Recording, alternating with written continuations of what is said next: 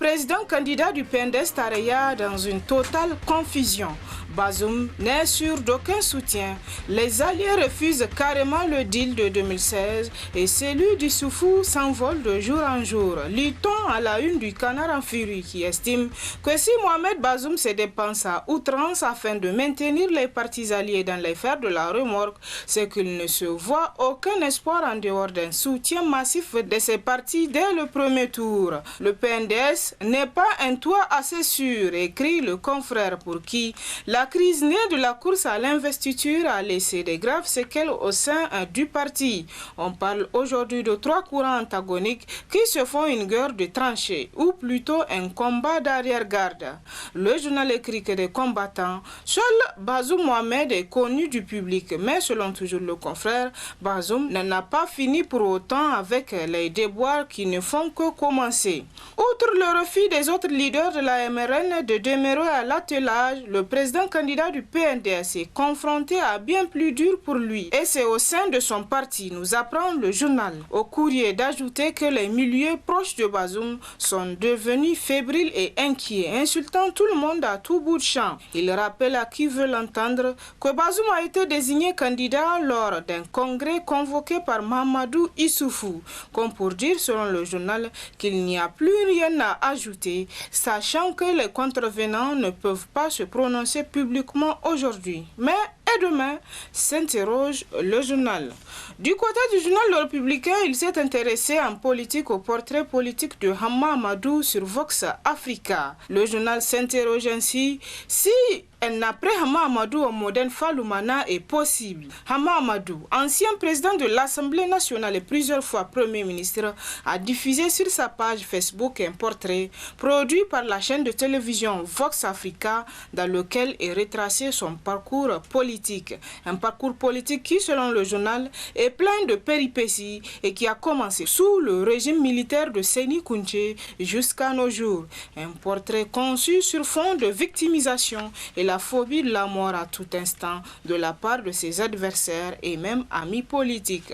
Plus loin dans ses colonnes, le journal a rapporté l'affaire Loumanafa et Dr Manzo Haboubakar qui, selon le confrère, a été interpellé à la police judiciaire. Dans un premier temps, c'est le parti Loumanafa qui avait porté plainte pour diffamation en ces termes, tout en réaffirmant son attachement à la démocratie et au respect de la liberté d'expression consacrée par notre loi fondamentale. Le bureau politique national du Modern Faloumana Africa n'entend plus laisser des individus mal intentionnés ou des structures portées impunément à son encontre ou celui de son leader des accusations infondées et généralement mues par la seule hantise que leur inspire le nom de son excellence Hama Amadou. C'est pourquoi le bureau politique national informe l'opinion publique nationale et internationale qu'il a d'ores et déjà instruit ses conseils afin de porter plainte immédiatement contre le sieur Haboubakar Manzo, enseignant-chercheur de son état et dame X pour diffamation avec constitution de parti civil pour les graves accusations portées à l'encontre de notre parti et de son leader. Et pour ce qui concerne le processus électoral, le monde aujourd'hui s'interroge à sa une à quoi joue le PNDS et sa CENI maison. Dans un des communiqués, on peut voir selon le confrère que la CENI passe même à une autre étape du processus, celle de la vérification et de la réclamation des listes établies. Et cette autre étape concerne essentiellement la région d'Agadez. En effet, précise le journal, on peut lire dans le communiqué, le président de la Commission électorale nationale indépendante a l'honneur d'informer les populations de la région d'Agadez que l'affichage, la réception et le traitement des réclamations et des recours des listes électorales biométriques provisoires ont lieu du 27 avril au 11 mai 2020 inclus. Alors, faut-il croire que l'opposition et les autres partis politiques n'ont rien à redire, s'interroge le journal. L'actualité à travers les journaux cette semaine, c'est aussi cette histoire de massacre civil par l'armée à Tillabéri. Le journal L'Actualité rapporte à ce sujet que le ministre de la Défense nationale remet la pendule à l'heure. Face à certaines rumeurs qui circulent depuis un certain temps sur les réseaux sociaux, qui stipulent que nos forces de défense et de sécurité auraient massacré des civils dans la région de Tillabéri, notamment dans le cadre du combat qu'ils mènent contre les éléments de la secte Boko Haram, le ministre de la Défense, Issoufou També a apporté un démenti. Selon ces rumeurs, ce sont plusieurs personnes, notamment innocentes, qui ont été arrêtées non loin d'Inates et Ayoru par l'armée nigérienne avant d'être exécutées et ensuite enterrées. C'est justement face à ces fausses allégations que le ministre de la Défense s'est prononcé et il a souligné que de telles allégations ternissent l'image de notre armée. Bien avant son démenti, nos acteurs de la cause commune, dotés de raison, n'avaient eu foi en ces allégations qui ne reflètent pas du tout le comportement de nos forces de défense et de sécurité qui ont toujours été au service et à la protection de la nation. Le journal conclut que la réaction du ministre de la Défense est à saluer et elle vient remettre les pendules à l'heure. Puis sur le plan de la santé, le Canard déchaîné nous rapporte que le Niger est cité en exemple en matière de lutte contre le Covid-19. En effet, selon le journal, l'OMS classerait le Niger en bonne place parmi les pays qui font les meilleurs tests et la prise en charge du Covid-19 en Afrique de l'Ouest, suivi du Burkina.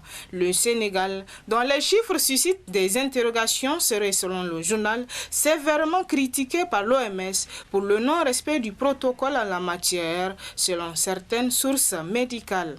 Et pour finir, parlons du Ramadan. Le Monde d'aujourd'hui en parle dans sa parution. Il note que c'est un Ramadan très difficile pour les fidèles musulmans. Pour un Ramadan spécial et difficile, c'en est un. Car c'est en pleine pandémie de coronavirus que les fidèles musulmans d'autres pays comme ceux du Niger vont devoir accomplir ce pilier important de leur religion. Une épreuve d'autant plus difficile que les contraintes imposées par la lutte contre le coronavirus ne rendent pas particulièrement aisé le jeûne. Comment concilier les règles de conduite édictées dans le cadre de la lutte contre la pandémie et les préceptes du jeûne, se demande le journal qui estime que par-delà cette contradiction que les fidèles gèrent avec sinon beaucoup de révolte intérieure, du moins de regret, la question de ressources risque de se poser de plus en plus avec acuité. L'administration publique est presque à l'arrêt, le transport est étranglé et le commerce a pris un sérieux coup.